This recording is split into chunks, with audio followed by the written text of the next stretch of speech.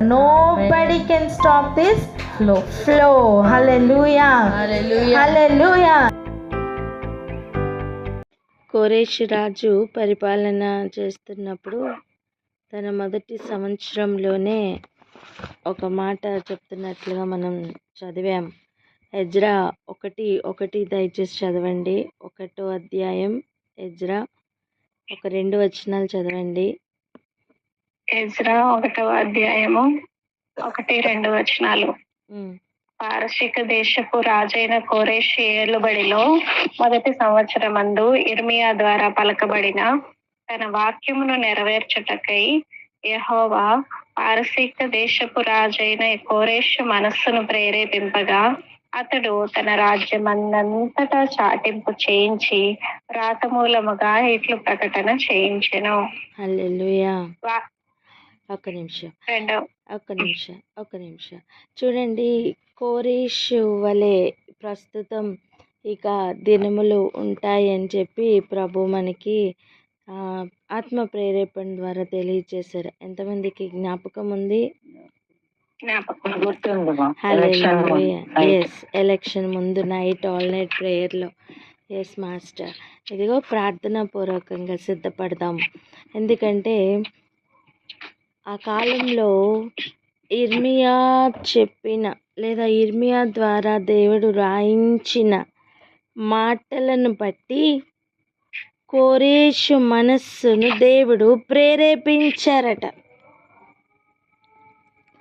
అంటే తన ప్రవక్తలు ద్వారా దేవుడు చెప్పించిన రాయించిన మాటలను బట్టి కాలచక్రమును దేవుడు త్రిప్పుతున్నట్లుగా మనం గమనిస్తున్నాం. ప్రవక్తల ద్వారా చెప్పినది నెరవేర్చబడినట్లుగా ఐగుప్తు నుండి యేసయ్యను పిలిచిన కాలం మనం చూసాం. యేసయ్య పుట్టిన తర్వాత మత్తయి సువార్తలో మనం మొత్తం అలాగనే చూస్తూ ఉంటాం. ఈవెన్ అపోస్తల కార్యాల్లో కూడా మనం అవే చూస్తూ ఉంటాం. చూడండి, వర్తమాన భూత భవిష్యత్ కాలముల్లో ఉండు దేవుడు తన ఆత్మకి తప్ప ఎవరికి తెలుసు ఆ కాలంలో ఏం జరిగిందో, ఈ కాలంలో ఏం జరుగుతుందో అని? కేవలం దేవుని ఆత్మకే తెలుసు, దేవునికే తెలుసు. దేవుడు బయలుపరచకపోతే మనకి ఎవరికి తెలియదు అని నేను అంటున్నా. మత్తయి సువార్తలో కానీ ఆ స్టార్టింగ్లోనే అపోస్తల కార్యాల్లో కానీ ఆ స్టార్టింగ్లోనే మనకి క్లియర్గా చూపిస్తున్న విషయాలు. అక్కడ ప్రవచనం, ఇక్కడ నెరవేర్పు, అక్కడ ప్రవచనం, ఇక్కడ నెరవేర్పు. ఇదే చూస్తున్నాం. ఎగ్జాక్ట్గా మనకి అటువంటి కాలమే కోరేషు పరిపాలన కాలంలో కూడా మనం చూస్తున్నాం. ఇర్మియా పలికిన మాటలను బట్టి, ఇర్మియా ద్వారా రాయించిన మాటల్ని బట్టి దేవుడు కోరేషు యొక్క మనస్సును ప్రేరేపించారట.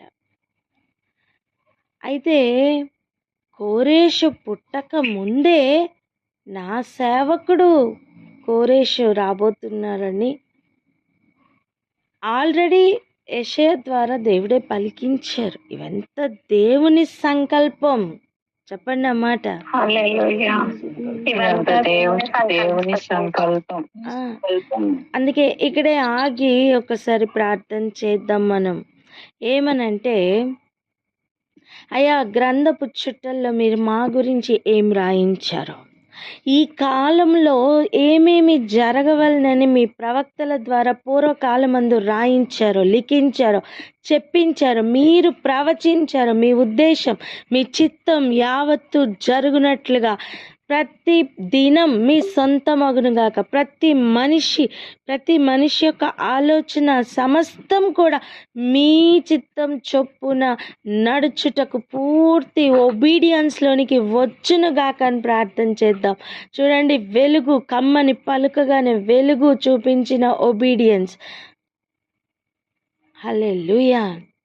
విశాలం కమ్మని పలకగానే విశాలం చేస్తున్నప్పుడు ఆ విశాలము చూపించిన ఒబీడియన్స్, పైకి కింద జలం కిందకి వెళ్ళిపోతున్నప్పుడు అవి దేవునికి లోబడిన విధానం చూడండి. ఇసుక దిబ్బను వేసి ఇది దాటి ఇంకా రావద్దు అని పలికినప్పుడు మాట వినిన సముద్రపు నీళ్లను ఒకసారి చూడండి. ప్రకృతిలో ఉన్న ప్రతిదీ కూడా ఆయనకి లోబడుతున్నట్టుగా మనం చూస్తున్నాం. అధికారపూర్వకంగా యేసు ప్రభు భూమి మీదకి వచ్చినప్పుడు కూడా ప్రతిదీ కూడా ఆయన అధికారంలోకి ఒప్పుకుంటున్నప్పుడు ఈ లోక ప్రజలు చూసి ఆశ్చర్యపోయారు. ఆశ్చర్యపోవడానికి కారణం ఏంటో తెలుసా? లోబడని వారు లోబడుతున్న ప్రకృతిని చూసి ఆశ్చర్యపోతున్నారు. హల్లెలూయా! ఎంతమందికి అర్థమవుతుంది? లోబడమే రాని ప్రజలు లోబడుతున్న ప్రకృతిని చూసి ఈయన ఎట్టివాడో, ఈయనకు ప్రకృతి కూడా లోబడుతుందని భయపడుతున్నారండి. హల్లెలూయా! ఈరోజు ఏమని ప్రార్థన చేద్దామంటే, ఆయన చిత్తం నాకు, ఆయన లిఖించిన మాటకు, ఆయన ప్రవచించిన మాటకు, ఆయన వాక్యం నాకు సమస్త ప్రజలు లోబడుదురుగాక అని ప్రార్థన చేద్దాం. ఆమేన్. హల్లెలూయా. ప్రార్థన అందుకోండి. మహోన్నత పరిశుద్ర ప్రభా, స్తుతి స్తోత్రములు తండ్రి. నాయన తండ్రి ప్రభా, మీకే వందనాలు.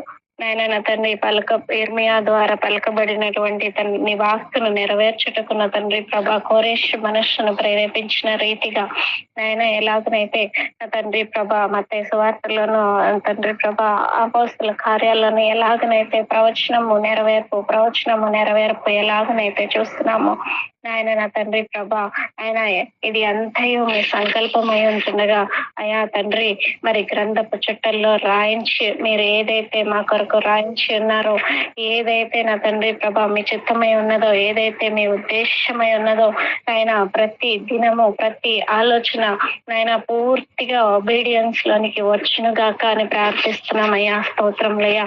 మేమందరము పూర్తి ఒబీడియన్స్ లోనికి రావడానికి మీ కృప చూపించండి తండ్రి. మీకు స్తోత్రంలయ్యా.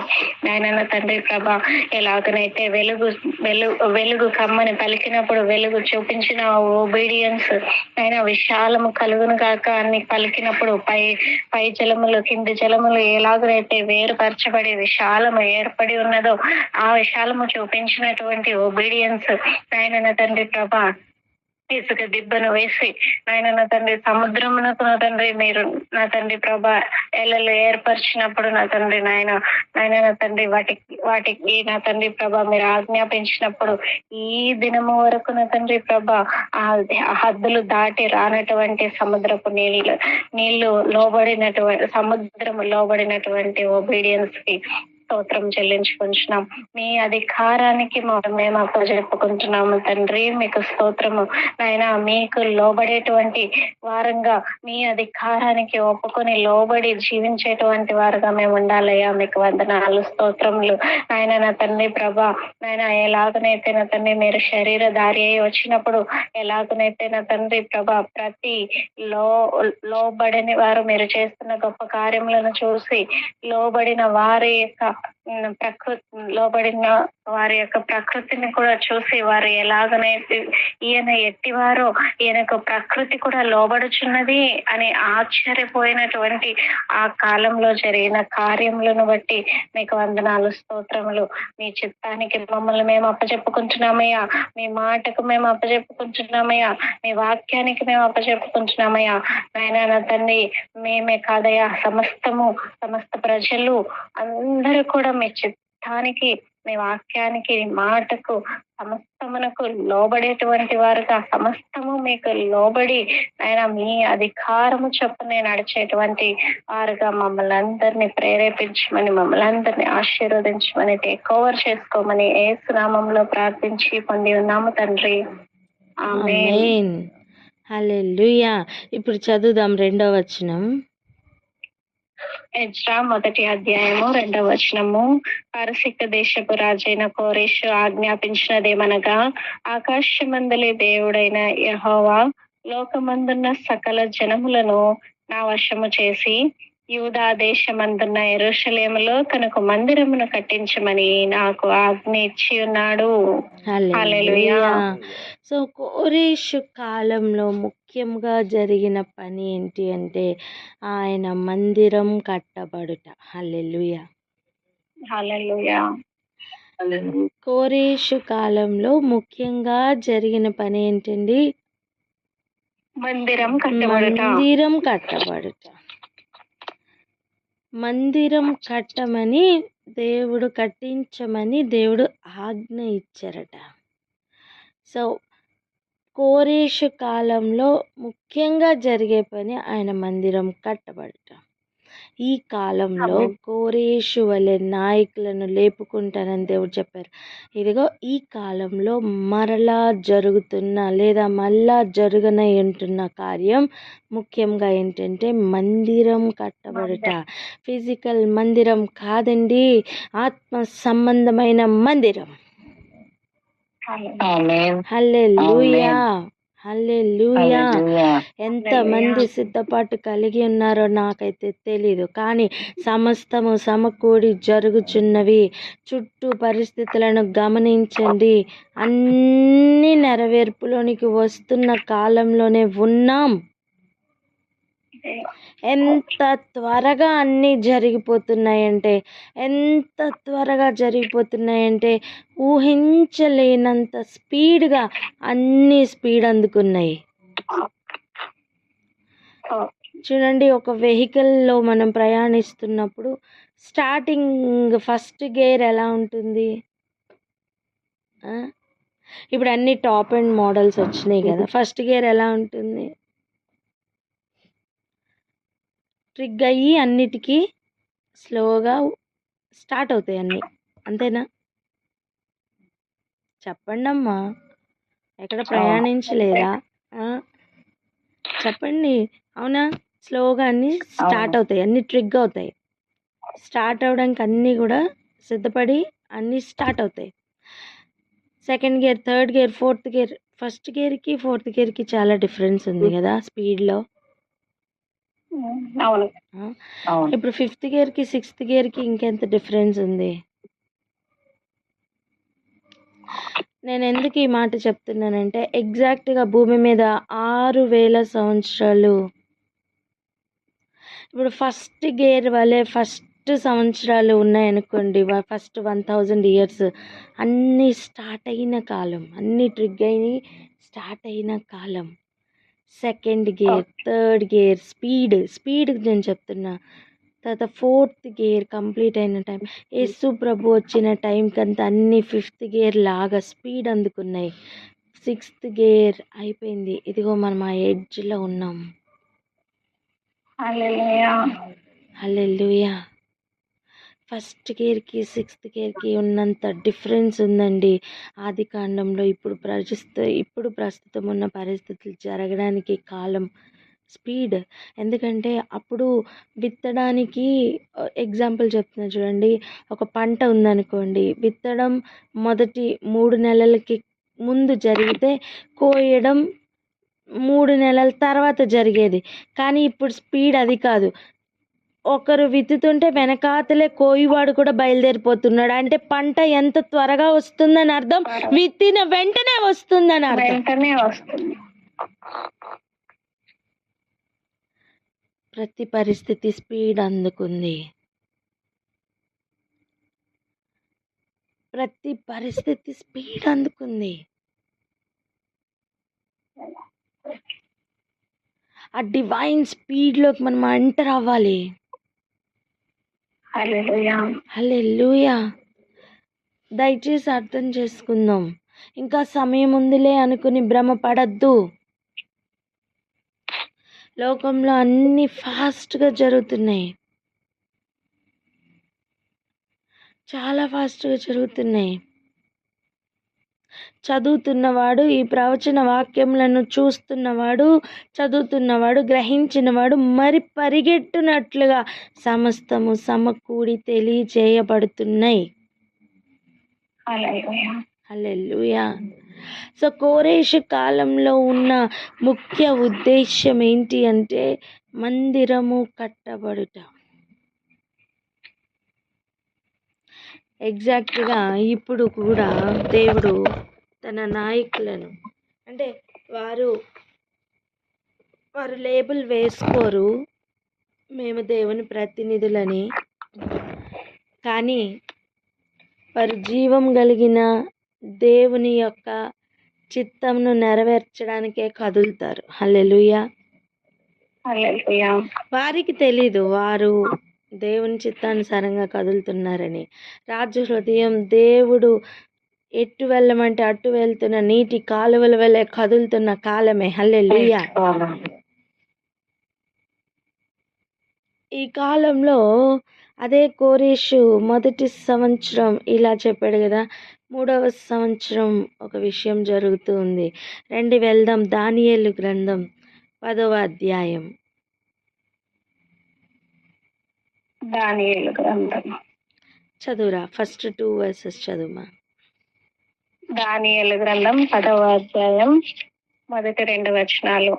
పారసీక రాజుకు కోరేషు పరిపాలనా కాలంలో 3వ సంవత్సరమున బెల్తషాజరు అను దానియేలునకు ఒక సంగతి బయలుపరచబడెను. గొప్ప యుద్ధము జరుగునన్న ఆ సంగతి నిజమే. దానియేలు దాన్ని గ్రహించెను. అది దర్శనము వలన అతనికి తెలిసినదాయను. ఆ దినముల యందు దానియేలును నేను 3 వారములు దుఃఖ ప్రాప్తుడనైతిని. హల్లెలూయా. చూడండి, ఇదే కోరేషు కాలంలో 3వ సంవత్సరం పరిపాలన స్టార్ట్ చేసిన కాలంలో 3వ సంవత్సరంలో ఈ విషయాలు జరుగుతున్నాయట. దానియేలుకు ఒక సంగతి బయలుపరచబడింది. ఏంటది? గొప్ప యుద్ధం జరుగుతుందని దర్శనం వలన తెలియచేయబడింది. ఈరోజు నేను ఒక ప్రశ్న అడుగుతున్నాను, ఇప్పుడు యుద్ధం జరగట్లేదా? స్తోత్రం. ఫిజికల్ గాను జరుగుతుంది, స్పిరిచువల్ గాను యుద్ధం జరుగుతూనే ఉంది. యుద్ధములు జరుగుతూనే ఉన్నాయి. యుద్ధం జరగట్లేదండి, చాలా ప్రశాంతంగా ఉంది పరిస్థితులని ఎవరైనా చెప్పగలరా? లేదు. ఏదేమైనప్పటికీ కూడా చూడండి, ఆ దినములు, ఏ దినములు? యుద్ధం జరుగుతుంది అని తెలిసిన ఆ సంగతి తెలియబడిన ఆ దినముల్లో దానియేలు కట్ట 3 వారాలు దుఃఖప్రాప్తుడయ్యాడట. ఈ దుఃఖముతో తను 3 వారాలు గడిచేంత వరకు కూడా తను సంతోషముగా భోజనం చేయలేకపోయాడట. చూడండి ఆ మాట, 3వ వచనం చదవండి. దానియేలు 10వ అధ్యాయం 3వ వచనం. 3 వారాలు గడిచే వరకు నేను సంతోషముగా భోజనము చేయలేకయుంటిని. మాంసము గాని ద్రాక్షారసము గాని నా నోటిలోనికి రాలేదు. స్నానాభిషేకములు చేసుకొనలేదు. స్తోత్రం. ఈ 10వ నెల ఉపవాస దినములు ఈ రోజు నుండి మనకి ప్రారంభమవుతున్నాయి. ఇదిగో ఫుడ్ మీద ఇటువంటి యాటిట్యూడ్తో ఉందాం. సంతోషముగా అన్నపానాలు పుచ్చుకుంటూ నా సంతోషం అంతా ఇందులోనే ఉన్నదన్నట్లుగా ఉన్న జీవితాన్ని మార్చుకుందాం. ఫుడ్ కోసం పడుతున్న ప్రయాసను కొంచెం డైవర్ట్ చేద్దాం. అదే ఫుడ్ కోసం కష్టపడుతున్న ఏరియాలో వాక్యం కోసం కష్టపడదాం, ప్రార్థన కోసం కష్టపడదాం. ఫుడ్ కోసం ఎంత కష్టపడుతూ ఉంటాం ఆలోచన చేయండి. యూజువల్గా ఫుడ్ కోసం ఎంత కష్టపడుతూ ఉంటాం? ఉదయం లేచినప్పటి నుంచి రాత్రి వరకు ప్రయాస అంతా దాని కొరకే కదా. దానికోసమే దేవా స్తోత్రం. ఏది చేసినా దాని కొరకే కదా. ఇదిగో ఆ మెయిన్ సోర్స్ లేకపోతే ఆ మెయిన్ గోల్ ఏదైతే ఉందో ఆ ఫుడ్ ప్లేస్లో వాక్యము ప్రార్థన పెట్టుకుందాం. హల్లెలూయా. హల్లెలూయా. ఒక మాట చెప్తా చూడండి. ఇప్పుడు ఒక గొప్ప ఫంక్షన్ జరుగుతుంది అనుకోండి, లేకపోతే పెళ్ళి జరుగుతుంది అనుకోండి. పెళ్ళి కోసం ఎంతమంది ప్రయాసపడి చేరి వస్తారు, ఎంత డబ్బులు ఖర్చు పెడతారు. ఆ పెళ్ళిలో ముఖ్యమైన వారు ఎవరు? పెళ్లి కుమార్తె, పెళ్లి కుమారుడు. అదేవిధంగా పెళ్లి భోజనానికి కూడా అంతే ఇంపార్టెన్స్ ఉంటుంది. భోజనం టైం అవుతుంది అనుకోండి, 1 గంట అయిపోతుంది. ఇక అందరి మైండ్ దేని చుట్టూ తిరుగుతుంది? ఫుడ్ చుట్టూ తిరుగుతుంది. అప్పుడు స్టార్ట్ అయింది అనుకోండి పెళ్ళి. అర్థమైందా? 1 గంటకి భోజనం టైము, బిర్యానీ స్మెల్ వస్తూ ఉంటుంది. అప్పుడు స్టార్ట్ అయింది పెళ్ళి. ఇప్పుడు యాటిట్యూడ్ అందరికీ ఎలా ఉంటుంది? ఈ పెళ్ళి మీద ఉంటుందా, ఆ ఫుడ్ మీద ఉంటుందా? ఫుడ్ మీదే ఉంటుంది. అలా ఇప్పుడు మనం ఆ ఎండ్ టైంకి వచ్చాం. అసలు కాదు ఇప్పుడు స్టార్ట్ అవుతుంది అనుకోండి. ఇప్పుడు మన మనస్సు భూ సంబంధమైన వారైతే ఫుడ్ మీదే ఉంటుంది, పర సంబంధమైన వారైతే పెళ్లి మీద ఉంటుంది. హల్లెలూయా. ఇప్పుడు ఇంకో మాట అడుగుతాను. ఒకవేళ పెళ్లి కుమార్తెకైతే ఫుడ్ మీద ఉంటుందా? కాదు, పెళ్లి కుమారుడు మీదనే ఉంటుంది. పెళ్లి కుమారుడి మీద పెళ్లి మీద ఉంటుంది. టైం అయిపోతుంది, పెళ్ళి అవ్వలేదు, పెళ్ళి సంగతి ఏంటి బాబోయ్ అని ఒక టెన్షన్ ఉంటుందండి. ఇప్పుడు వారి మధ్యలో ఆ బిర్యానీ స్మెల్ ఏమన్నా టెంప్ట్ చేయగలుగుతుందా? 1 గంట అవుతుంది కదా, భోజనం కానిచ్చాక అప్పుడు పెళ్లి చేసుకుందాం అనుకుంటుందా? స్తోత్రం. ఈరోజు సంఘానికి కూడా అటువంటి ఆలోచన కలుగును గాక. ఆమేన్. అనిపించవచ్చు, ఫుడ్ మీద నుంచి నా మనసు ఎలా తిప్పుకోవాలి? అసలు ఫుడ్ ఆలోచించండి. నువ్వు పెళ్లి కుమార్తె అయితే నీ మనస్సు పెళ్లి మీద ఉంటుంది నాన్న.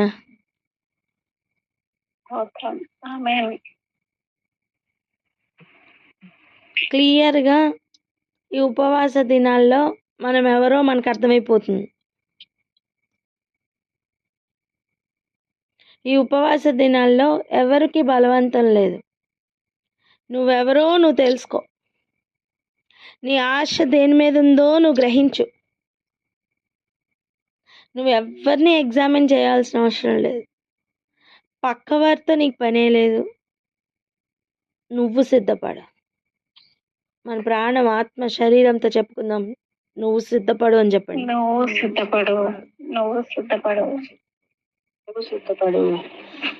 మొట్టమొదటిగా తిండి మీద నుండి మనస్సు మళ్ళించుకోవడమే ముఖ్యంగా ఈ నెల యొక్క ఉపవాస ప్రాక్టీస్, అభ్యాసం. ఆమేన్. తిండి నీకు సంతోషం ఇయ్యకూడదు నాన్న. చూడండి, నేను సంతోషముగా భోజనం చెయ్యలేకపోతిని, ఇప్పుడు తెచ్చి పెట్టుకున్న దుఃఖం నిన్ను ఆవరించాలని నేను చెప్పట్లా. నేను చెప్తున్న మాట ఏంటో తెలుసా? పెళ్ళి మీద ఒక పెళ్లి కుమార్తెకి ఉన్న మనస్సు ఆ సమయంలో తిండి మీద ఉండదు అంటున్నా. ఎగ్జాక్ట్గా వాక్యం మీద మన మనస్సు అలా ఆశపడాలి. శ్రేష్టమైన భోజన పదార్థాలని ఎదురుగుండా పెడితే కూడా నాకు వీటిలో సంతోషం లేదు అనే పాకానికి మన జీవితాలు రావాలి. హల్లెలూయా. అంటే సత్యం గురించిన ఆశ ఈ లోకం చూపిస్తున్న ఈ భోజన పదార్థాలను మించినదై ఉండాలి. ఆమేన్. ఆమేన్ ఆమేన్ ఎంతమందికి అర్థమవుతుంది? నాకు తెలుసు దాన్ని జయించిన వారు ఆల్రెడీ మన మధ్యన ఉన్నారు. ఆమేన్ హల్లెలూయా. అపవాది మీతో అయ్యో ఇది ఎలా సాధ్యం అని చెప్తున్నాడేమో, వాడి మాటలు వినకండి. దానియేలు ఆ రోజు ఎగ్జాంపుల్గా నిలబడ్డారు. ఒకసారి చూడండి, సంతోషముగా నేను భోజనం చెయ్యలేకపోతిని అంటే భోజన పదార్థాలు లేవని కాదు అక్కడ అర్థం. రెండవది మాంసం ముట్టలేదట.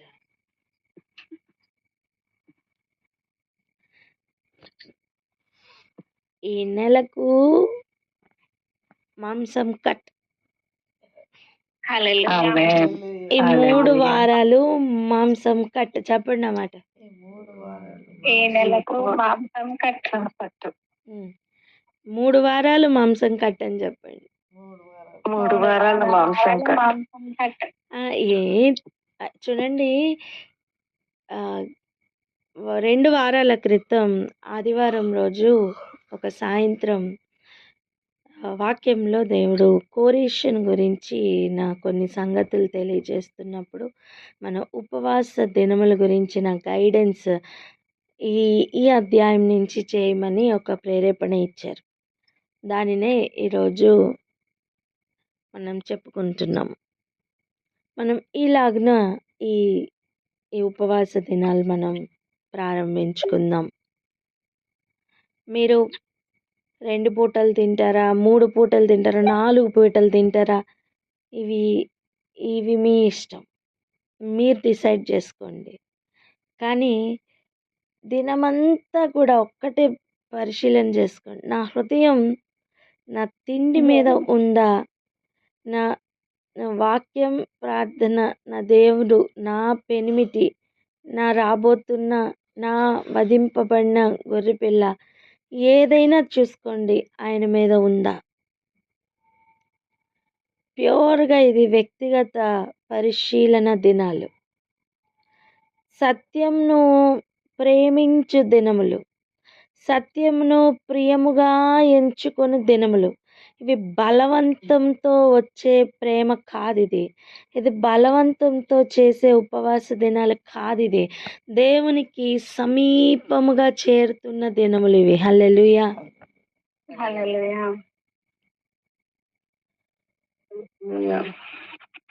ఎంతమందికి అర్థమవుతుంది? అర్థమవుతుంది. హల్లెలూయా. సో నాన్ వెజ్ కట్ చెప్పండి. Non veg cut. అలా అని ఎప్పుడు 3 వారాలు గడుస్తుందా తిందామని లెక్క పెట్టుకోవద్దు ప్లీజ్. అసలు నేను అంటాను, సమయం అయిపోతుందా, త్వరగా వెళ్ళి తినేద్దాం, ఆ యాటిట్యూడ్లో నుంచి బయటకు వద్దాం. అటువంటి ఉపవాస దినాలు కాదు ఇవి. అసలు తిండి మీద మనసు చచ్చిపోతున్న దినాలు ఇవి. హల్లెలూయా. తిండి మీద నుండి మనసు చంపుకుందాం. అసలు వద్దు. మన సంతోషం దేనిలో ఉందో ఆలోచన చేద్దామండి.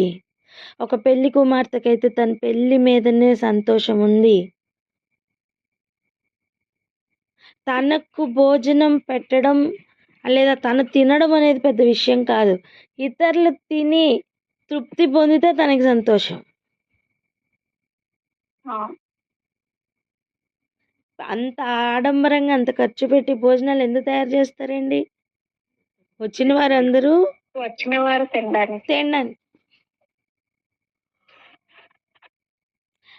మన యాటిట్యూడ్ మార్చుకుందాం. ఏది చేసినా తిండి కోసమే పడుతున్న ప్రయాస దినాలు ఇక చాలు. ఏది చేసిన వాక్యం కొరకు, ఏది చేసిన ప్రార్థన కొరకు, ఆయనతో సమీపంగా ఉండడానికి, ఆయనతో దినములు గడపడానికి, సమయం గడపడానికి ఇగో మన హృదయాన్ని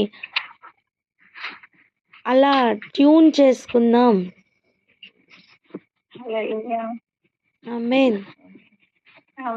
ఒక్క మాటలో చెప్పాలంటే దేవుడు కోరుకుంటున్న ఆ మొదటి ప్రేమకు వద్దాం. ఆమేన్.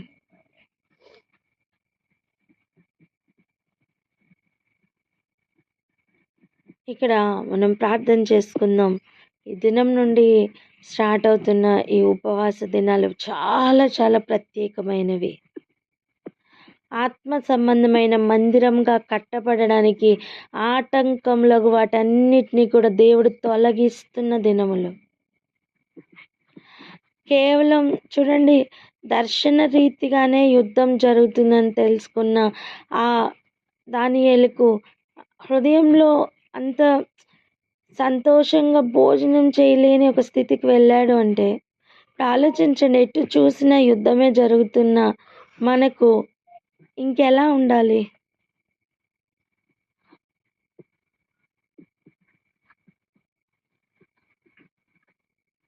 అంతా కూడా అన్ని స్పీడ్ అందుకొని త్వరగా జరుగుతున్న కాలంలో మనం ఉన్నామని ఎరుగుదాం.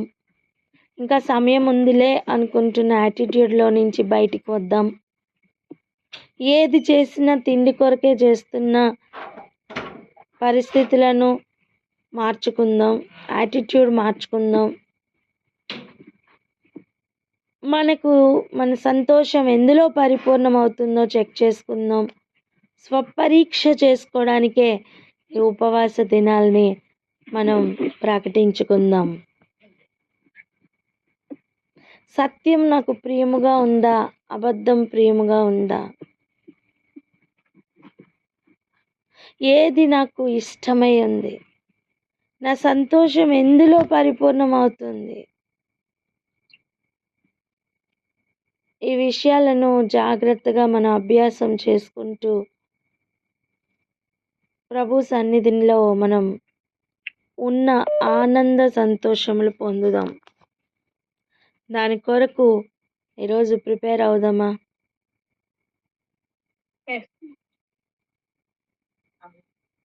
ఎవరికి ఎలా ఓపిక ఉంటే అలా ఉపవాసం ఉండండి.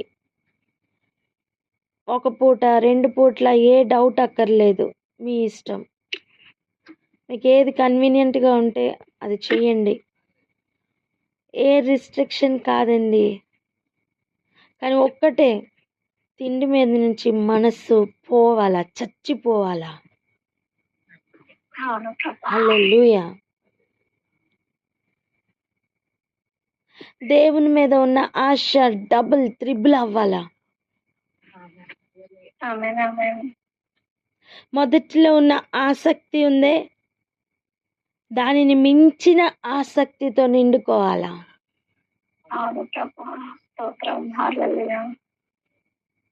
ఇవి ప్రత్యేకమైన దినములు. దేవుడు ఒక్కొక్కరిని సిద్ధపరుస్తున్న దినములు. ఇంకా ఈ దినములలో ఎలా ఉంటుందో మనం ముందున్న రోజుల్లో చూద్దాం.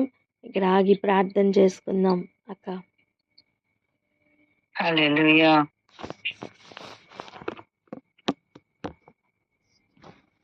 Thank you Jesus.